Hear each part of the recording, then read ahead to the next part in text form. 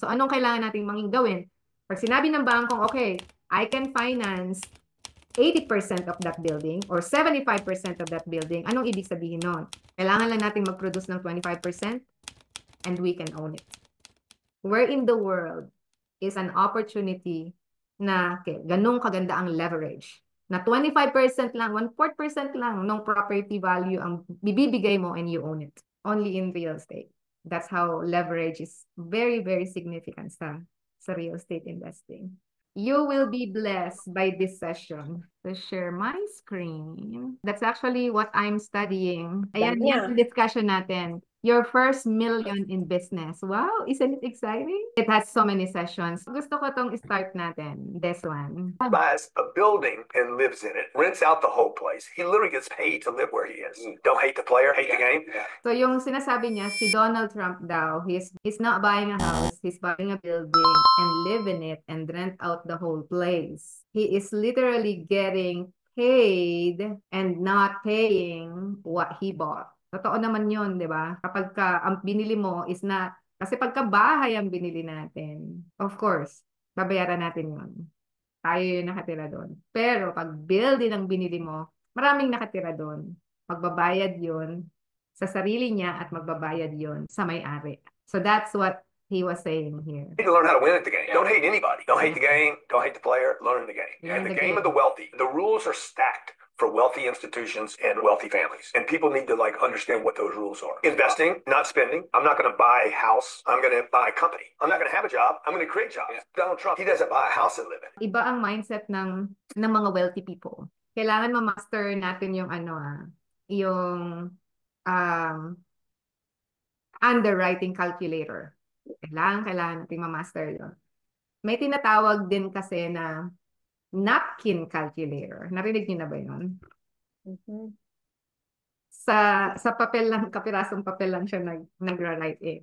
Okay, meron akong mga examples dito. Tingnan ko kung gaano kayo kagaling. Gagawa tayo ng underwriting based doon sa natutunan natin. Oops, bawal lang cheat, bawal mag-open ng underwriting calculator sa computer nyo, okay? Bawal. Maggagawa tayo ng calculation not using the underwriting calculator natin. Tapos, titingnan natin kung pare-pareho tayo ng score. Okay? We're gonna use, a fourplex as an example. 32 units. So, 4 units, 32 units, 100 units, and then 200 units. What we are looking here is the value of the property. Okay? Hindi siya yung value increase na pinag-usapan natin last week. This time, it's the value of the property. Okay, let's roll. Fourplex. Sabihin natin in Winnipeg, location. Ang fourplex natin ay nasa Tuxedo area. Mamahaling lugar. So, ang rent, 2,500 per door. Okay. Dahil Tuxedo area, ano sa tingin nyo ang cap rate? Any guess? Sister, mag-unmute ka, sister.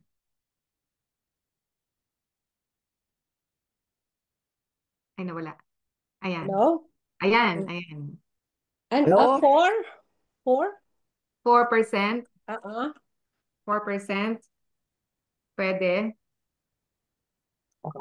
Ang Tuxedo, alam niyo ba yung Tuxedo area?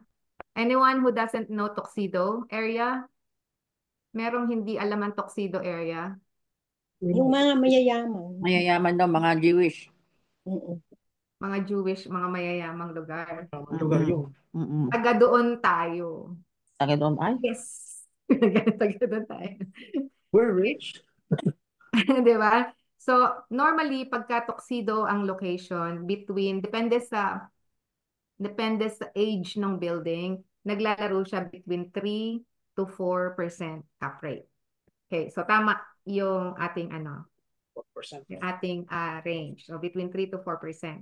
Now, hindi pa tayo magsasagot pero kung mayroon ng sagot, yung iba, let me know kung magkano yung inyong price. Magkano ang price ng property na to?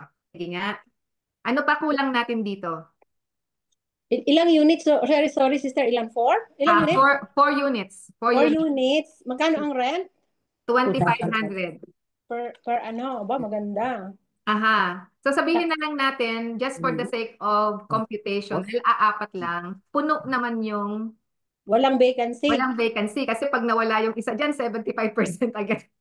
25% agad ang vacancy mo.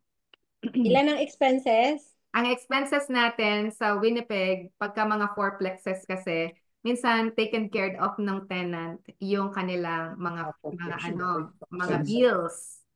So, parang water lang ang kine-carried ng may-ari. So, less ang expense. Sabihin natin, nasa mga 30% lang yung kanyang expense.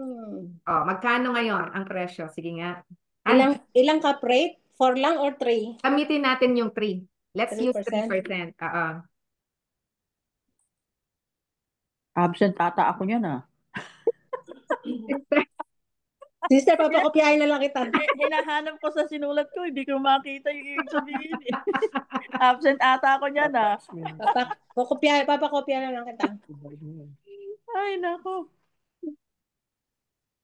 Okay.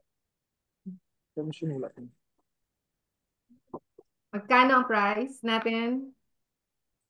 May sagot ako. Okay.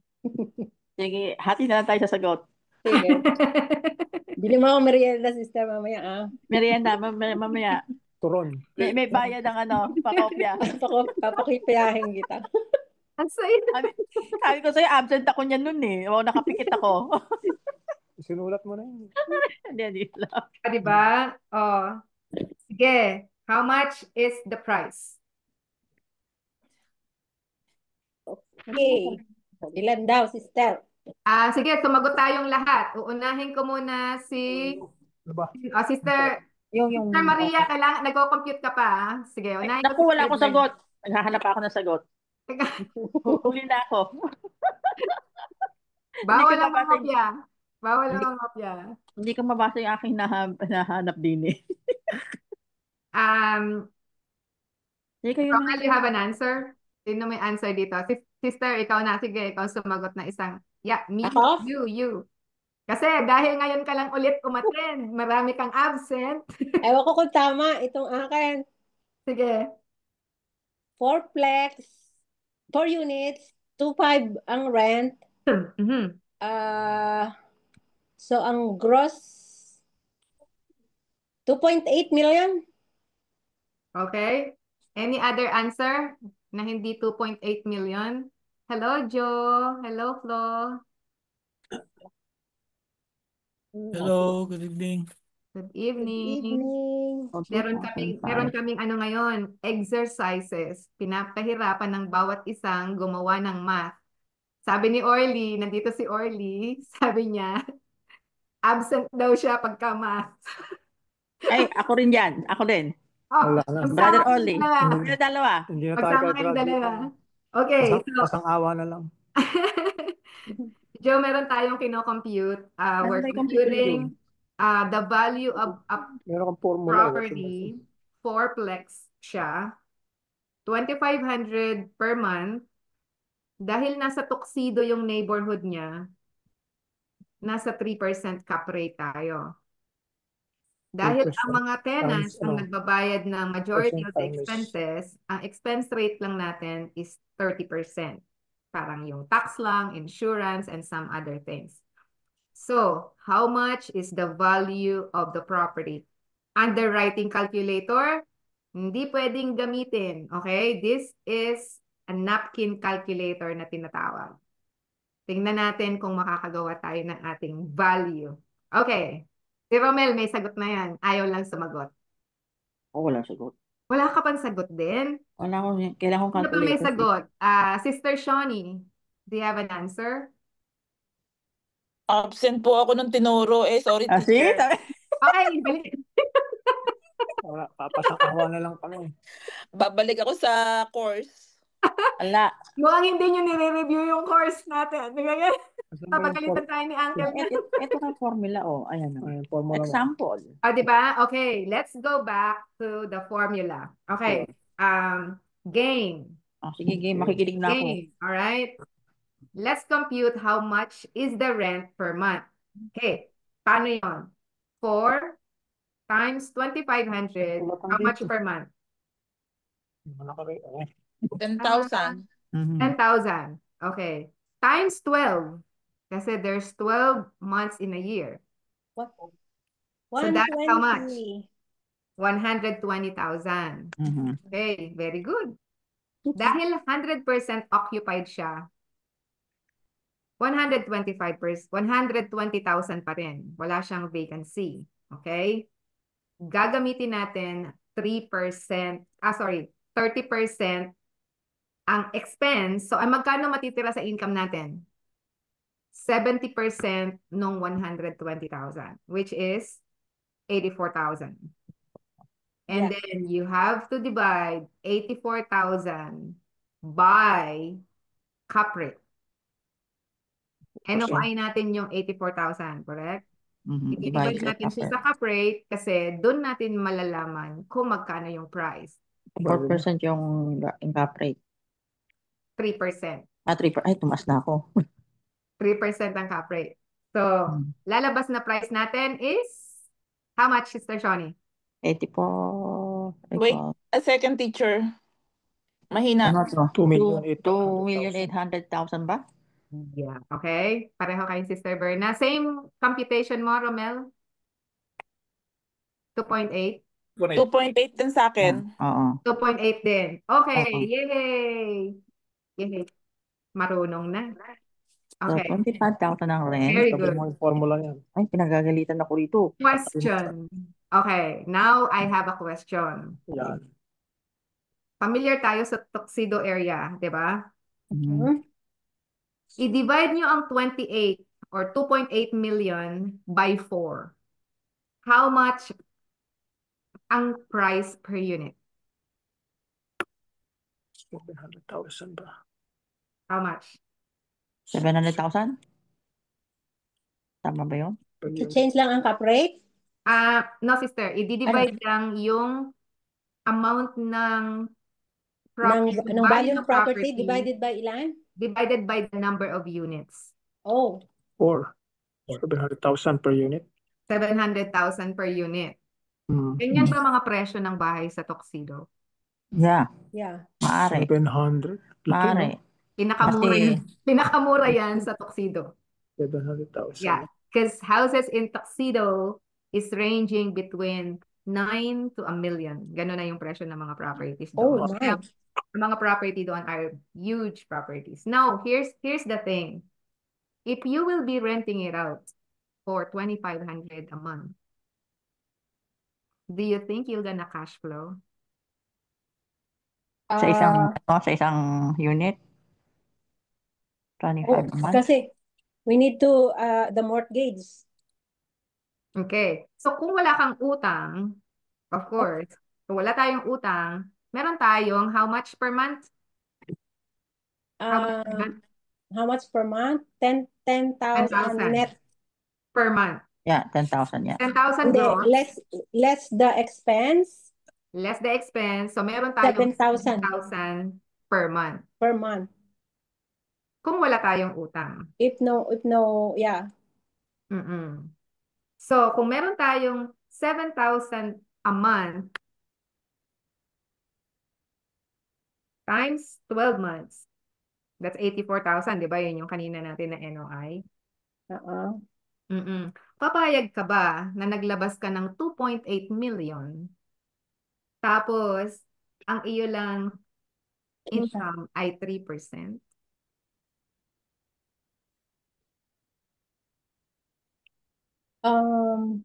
Wait, ito senior. 7,000 times 12. Times Yung net income kasi natin, di ba, 84,000. Oo. So 84. And then, so bali lalabas, 84,000 divided by 2.8 million. So 3% lang. 3%. 2.8, Tuxedo. 300 tapos 300 million. 300 million? Hindi. So, kung nakuha yun. Actually, 3%. Sino man nakakuha ng 300 million? Sister Mahina. Si Rocky, kumuha na ng 300 million. Napindot Ang saya- lang napindot to. Ang saya natin dito. 2.8. Di ba, Diba? Lord, the cap rate is better, Three. sa better 3% location? ang cap rate. Yeah. Oo. So, di ba yung ating NOI, Oo. yung NOI natin, pag i-divide yon sa price, yun yung cap rate natin. Okay? So, lumalabas, kung ako yung investor, tayo yung investor, bibili tayo ng 2.8 million na house na fourplex. Okay? Labas natin yung 2.8 million. 84,000 yung kanyang gine-generate na net income per year. So, 3% yung ating income overall for the investment. So dahil walang utang, you put cash in na 2.8 million and then meron kang 84,000. Well, mas mataas siya kaysa sa bank, correct? Mas mataas na income ang ma-generate.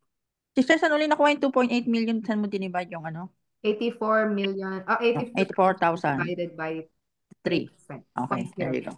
Mhm. Okay, divided Okay. by 3. So, marami tayong questions na kasunod dito. Kaya lang gusto kong maging familiar kayo. Kahit nakita nyo lang yung property, alam nyo na kung paano yung numbers na maglalaro sa inyong mind. Okay, now, punta naman tayo sa sa Tuxedo area. Punta tayo doon sa may parting Bridgewater. So, between Bridgewater and Tuxedo area, mas medyo cheaper ang rent ng Bridgewater area. So, I have few clients in Bridgewater. Actually, may nagbabayad na rin ng 2,500 doon eh. Sister sila Christine. Doon sila before. Pero townhouse yung inuupahan nila doon. So it's a townhouse na how many units and they're paying 2,500. So sabihin na lang natin 32 units na tig to 2,000 per month. 2,000? 2,000 per month. And then, ang ating cap rate, gagamitin natin yung 4%. And dahil building to, it's sabihin natin yung high rise. High rise natin dito, parang 4 floors no? Natin 8 yung bawat level. So, dahil ang owner ang nag-shoulder ng maraming expenses, sabihin natin 40% ang expense. Okay, now, how much is the value of the building? 2,000 times 4%. 2,000 ang rent per month, right? Yeah. 32 tapos 2,000 naman. 32 units. Lagyan natin ng vacancy para meron tayong experience sa vacancy. Dahil magandang location to, ang vacancy lang natin 5%.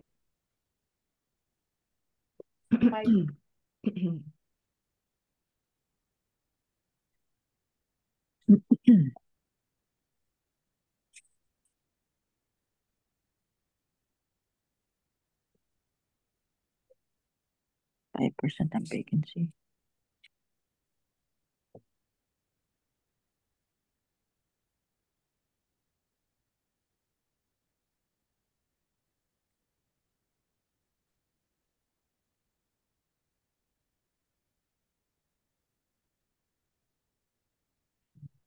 Meron na?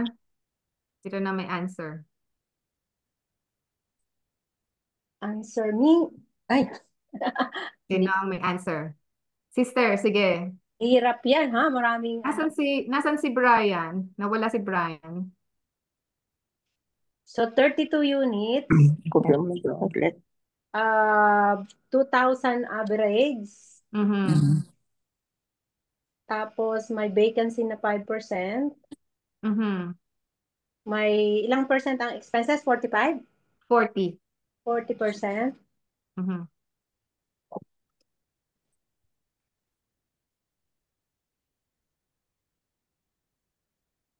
Okay. 4% cap rate, the value of the property. Mhm. Ang mahal. Ano magkano, sister? 10.9 million? Yeah, 10 million. Sino pa nakakuha ng answer? 10,944,000. Tama ba? Yeah.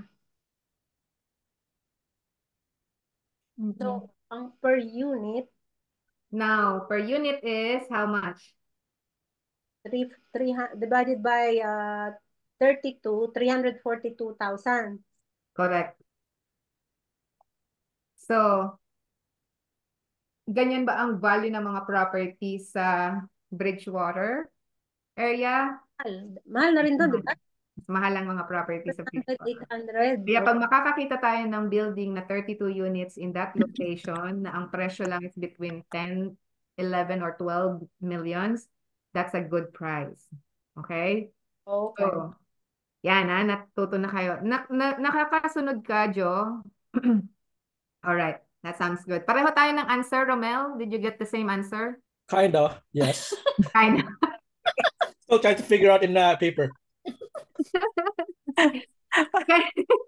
This time, puro 0, 0, 0 tayo, okay? 0, 0, marami tayong 0. Wala tayong ibang numbers. It's just 1 and 0. So we're now gonna punta tayo saan lugar naman to? Sa West End. Okay? Malapit sa downtown area. Okay? May 100 units.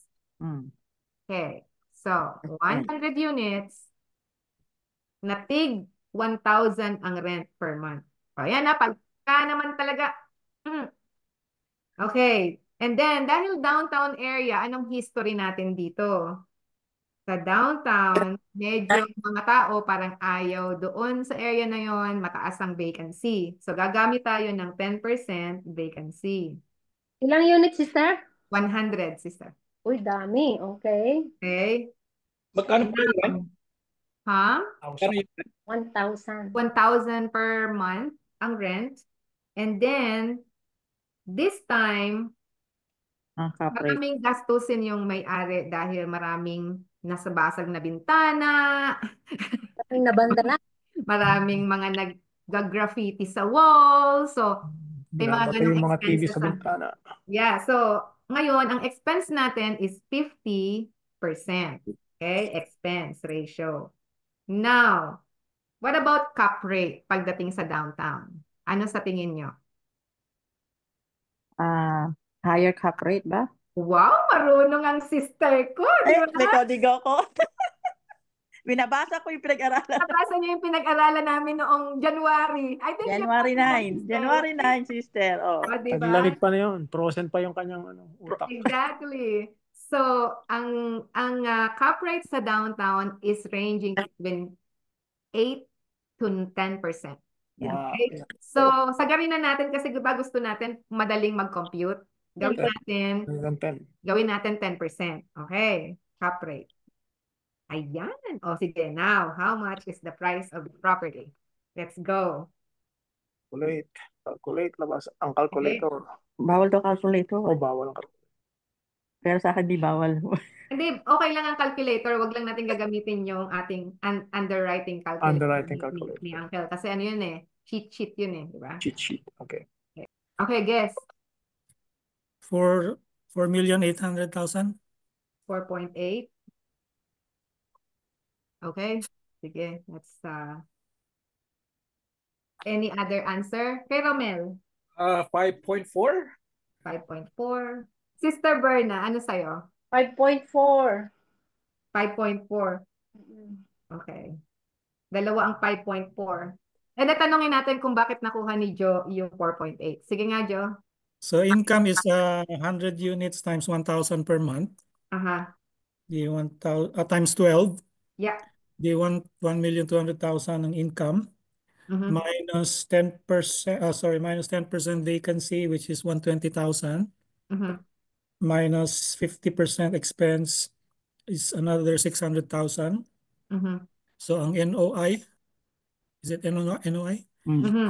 Is 480,000. And then divided by the cap rate is 4.8 million. I don't know kung tama.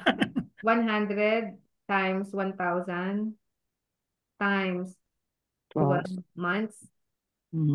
And then, babawasan natin yung 10% vacancy. Tama? Okay, so that's minus 120,000. Correct? Yeah. Okay.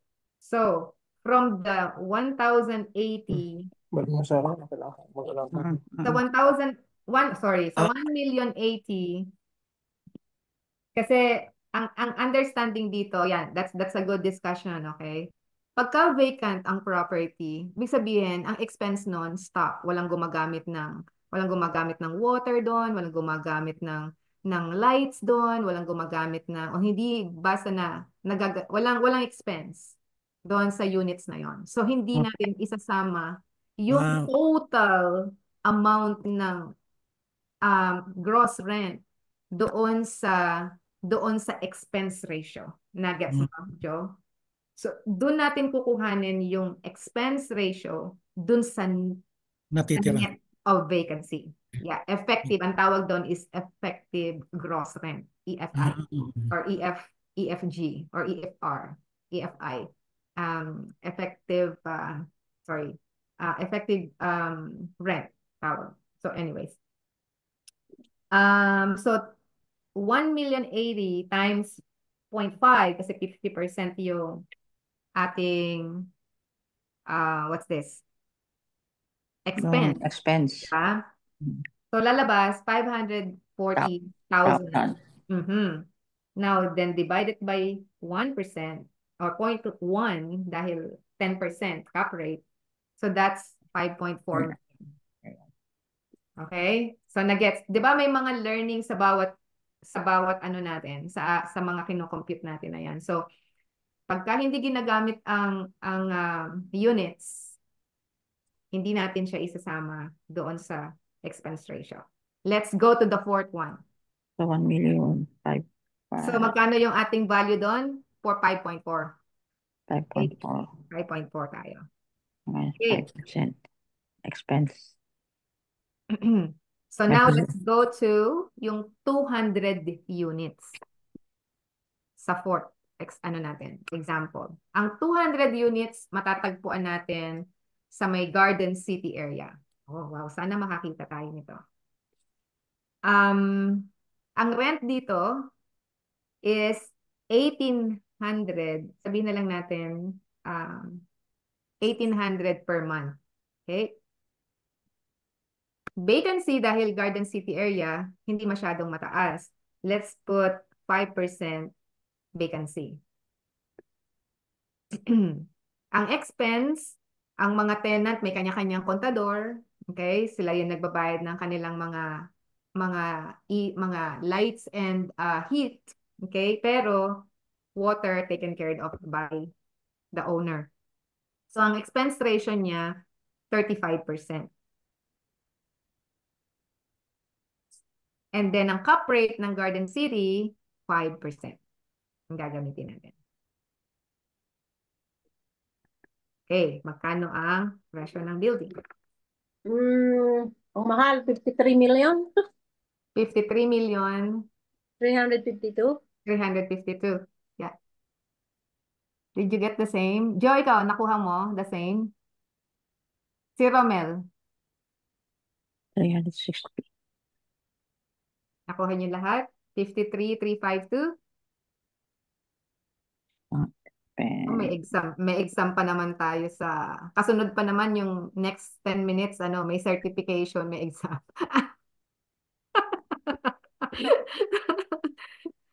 This is really nice, di ba? Pagka meron tayong ganitong exercises, napapractice natin yung ating pinag-aaralan. Kasi this is really, really important. Revelation na, revelation. Nakuha mo, Ramel? Ate. Yes. Yes. Asa yung sagot mo? Tingnan ko nga yung sagot mo, sister. 53. Nakuha mo, Jo? If 53, yeah, 53,000. Somewhat. 53 million. 53 million, sorry. Yeah, 352. Oh, sister. Yeah. Okay. Okay. So, now, dun tayo sa mahirap. Naku, may mahirap pa Ako, pala. mahirap. Babalik na ako sa ano ni Ray. That is funny. Okay. Actually, nilalagay ko yung ano natin, yung formula doon sa chat box. Tingnan nyo kung saan kayo nagkaroon ng somehow. Titingnan ko lang yung formula mo kasi ang bilis eh. 195 times 12.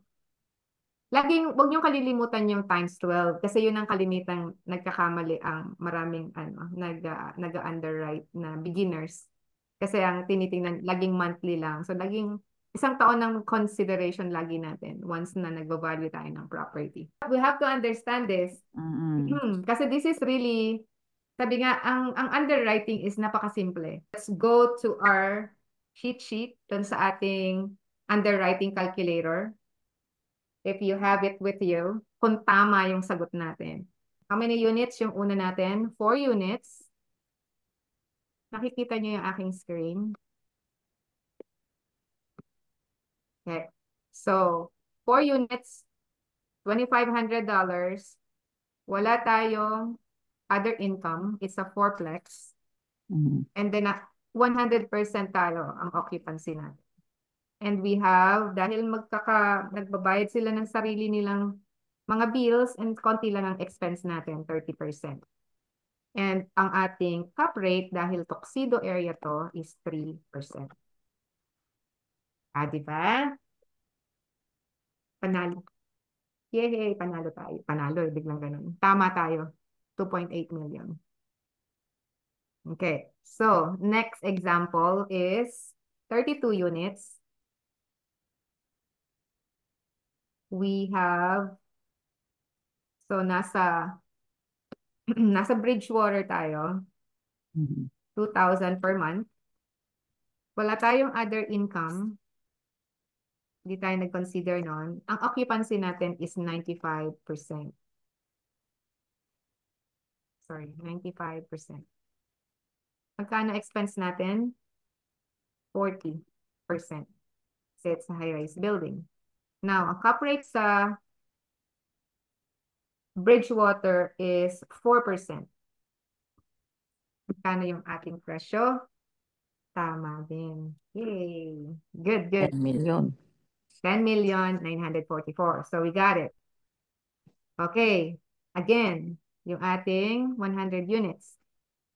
100 units. Dahil ang 100 units natin nasa downtown, 1,000 lang ang rent. Mura lang siya. Pero ang occupancy natin, hindi masyadong mataas kasi nga maraming ayaw sa downtown. So 90% ang occupancy, 10% ang vacancy natin. At dahil magastos ang downtown, 50% ang expense natin. Tapos ang cap rate natin is 10%. Okay? 'Di ba? Kahit hindi mo hawak itong underwriting calculator na to, pag alam mo kung paano yung basic calculation, yung napkin calculator na tinatawag, then you can do it.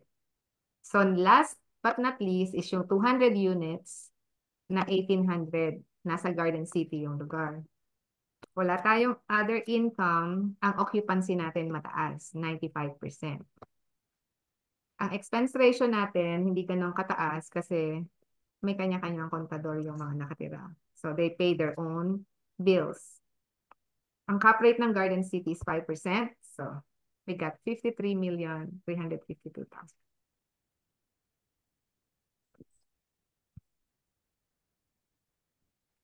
So that's how simple kapag kaharap mo yung calculator, no? Hindi tayo nag 5 minutes eh.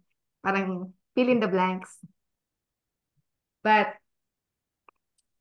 on this example, nakita natin yung meron tayong isang nakita kanina, which is really good. Kaya tinanong ko, paano mo nakuha, Jo, yung 4.8? Di ba?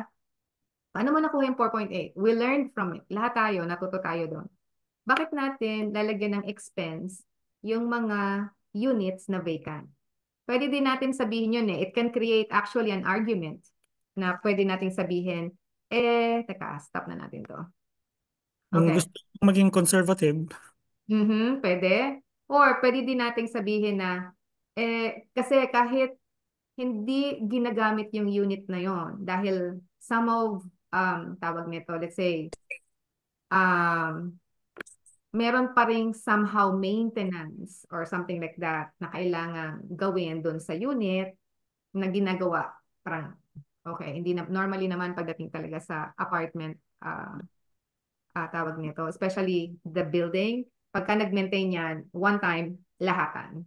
So, pwede natin sabihin meron pa rin siya a little bit. But, here's the point. Bakit natin kailangang malaman ang ganitong klaseng underwriting? Kasi, bibili natin yung property. Pag mali ang calculation natin doon, ang unang-una mong magiging response doon sa inquiry na gagawin mo sa broker or sa may-ari is, paano mo nakuha yung presyo? You wanna make it sure that your numbers are reasonable. Imaginein mo, hindi masyadong malayo yung 4.8 sa 5.4 million, di ba? 600,000. Pero, big deal yon kapag kausap mo is may-ari ng property.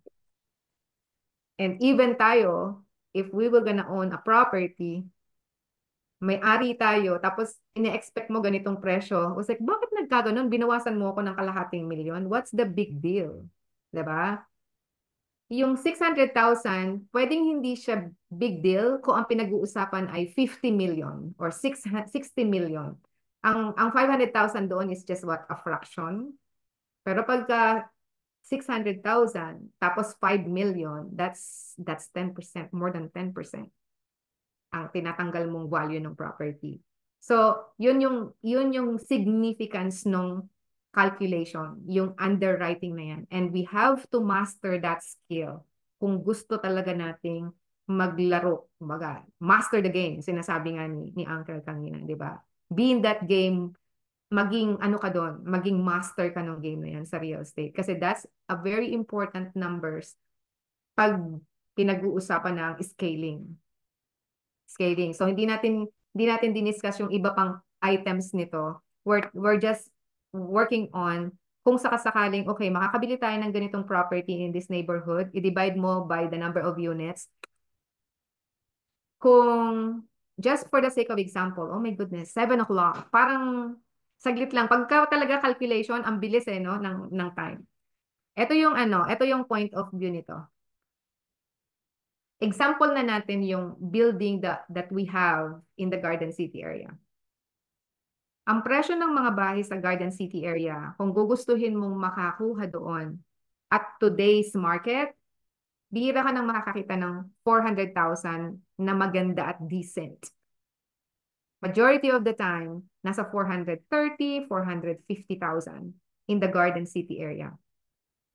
We bought the building, 28 units, at 170,000. 170 times 28. Yeah, around that.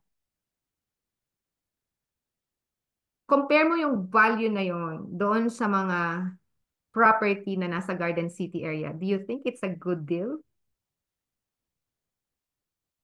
400,000 ang value ng mga property. You got a building na ang per unit mo is less than 200,000. Do you think it's a good deal? It is a very good deal. It is a very good deal. So, yun yung purpose nun. Yun yung purpose ng calculation. And there's a lot more. There's a lot more. Kung babalikan natin yung iba nating numbers na pinag-aralan, if you can remember yung rule of 1%. The rule of 1%, that applies to rent. You bought the property, 200,000. Kung hindi mo siya mapapaupahan na 200,000. What's the 1% of 200,000? 2,000? Kung hindi mo siya mapapaupahan ng 2,000 a month, medyo ganun yung iyong finances. Kasi that's the rule of 1%. That's how it is being calculated. Sa mga single, kalimitan to nag-a-apply sa mga single family homes, duplex, triplex, fourplex. Kasi maliit ang scale mo. Aapat lang siya tatatlo lang, or dadalawa lang, or iisa lang. So, yun yung sinasabi doon. The rule of 1% applies to that. Pero tingnan nyo check nyo yung inyong numbers pagdating sa magkano yung mortgage na binabayaran mo, magkano yung participation mo doon sa binili mong property, and then, year-end mo, tingnan mo kung ikaw ay nagdadagdag pa o ikaw ang binabayaran ng property. Majority of the time, if it is just one unit, ikaw ang nagdadagdag. Pag dalawang unit, nakatira ka dun sa kabila, and then you're renting out the other one, medyo maganda yung ano mo doon. Maganda yung cash flow mo doon. Kasi, sabi nga, katulong mo yung other side ng property mo to pay your mortgage. Diba? Kasi, duplex. Triplex is even more. Kasi nga, nakatira ka sa isa, may dalawa kang tenant. So, yung dalawang tenant mo na yon, nagbabayad, mas may cash flow ka doon. So, kung dun sa tatlo, dalawa, apat, may cash flow ka, how much more? Kung ang pinag-uusapan natin is hundreds of units. Hundreds of units. Kaya ang goal talaga natin is to scale. Bolt, sabi nga ng Bolt S5, let's bolt in. Let's bolt in. Panahon namin yon. Mukhang sila Christy at Romel hindi na alam yung Bolt S5. Let's bolt in. And pagsama-samahin natin yung ating mga resources para maka-acquire tayo ng bigger property. So that's how it is pagdating sa ganitong klaseng business na just last year ko lang na-internalize na pwede pala. All my 15 years in real estate, I thought na mahirap makabili nun dahil laging isa nga lang bahay di ba? Parang ikaw yung hirap na hirap ka na mag-qualify How much more kung ang pinag-uusapan is millions of dollars, di ba? Pero hindi pala ganun yung paraan. There are ways na kapag ka ganong klaseng portfolio na yung ini-evaluate ng bangko, tsapwera na yung mga bumibili pagdating sa qualification because the bank is looking for the potential ng property na tayong mga bumibili noon, we're just backup. Mga backup lang tayo.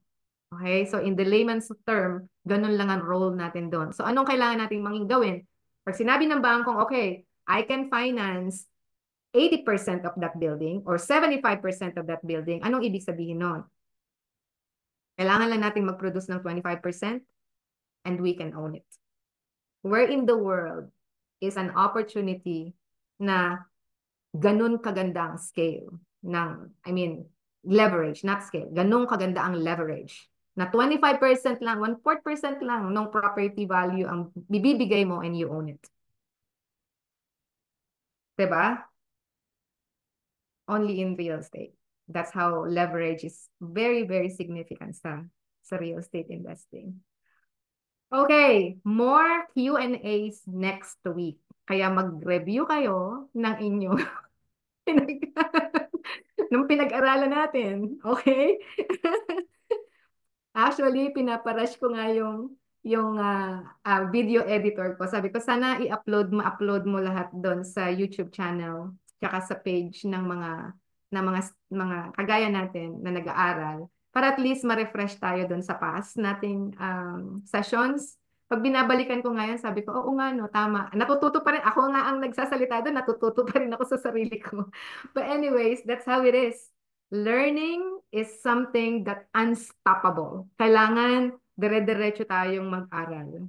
Okay? Importante yon. Importante na yung pera na ilalabas natin for something, alam natin kung saan siya pupunta. Okay? Because money, on guard, kung saan-saan lang yan makakarating. Alright? So, that's the reason why we're here. That's the reason why we're learning this stuff. Possible, yung mga susunod nating session, magkakaroon tayo ng may mga nagtatanong na kasi ng sessions na kahapon lang kami nung aking video editor na actually nag-invite dun sa group. Kasi nga, wala pang laman yung group natin in the past 2 months. Pinag-aaralan pa lang namin kung paano gagawin. Ngayon, maraming may interest, nakakatuwa naman. Sabi ko, parang unselfish ko daw, sabi ng ng mga kaibigan ko at saka mga kasama kong realtor na mga puti. Kasi nga, Tagalog yung version, hindi daw nila masyadong maintindihan. Sabi ko, well, I designed this program for my kababayan, mga fellow Filipinos who would want to explore the real estate investing world. Kasi we're mostly workers, we're in service. Napaka napaka small yung alam namin pagdating sa investing. And even myself, I'm a realtor. I didn't even know that this opportunity exists until last year. So, anyways, salamat sa ating lahat. Salamat sa time, and we will keep learning the stuff. Okay? So, kung may mga questions kayo next session, and again, meron tayong question and answer next sessions. Hindi ko natapos yung question and answers natin, kaya mag-aaral kayo. Sister Maria, Oh, naman. Alam mo naman yung trabaho ko, patago-tago lang para sumagot. We're gonna learn more, okay? Kaya mapag-aaralan natin yan. I wanna learn more. Hirap kasi pag walang tulog. Berna? Question, pwede naman natin i-share yung mga video na yon? Ang isi-share natin na video yung mga yung mga tawag nito, yung nandun lang sa public group lang natin. Yeah. Kasi yung meron tayong private group sa ating club. Meron ba? Okay. The insiders, di ba? May mga insiders pa kami, secret. Okay. Wala mo na outsider. I know. Well, yung ating education is for everybody. Kaya we can share that information. So, yeah. Okie dokie. See you next week. And enjoy the weather. Napakaganda ng weather natin. Okay. We can walk outside. Bye-bye. See you next week. Thanks, sis. Bye. Bye-bye. Okay.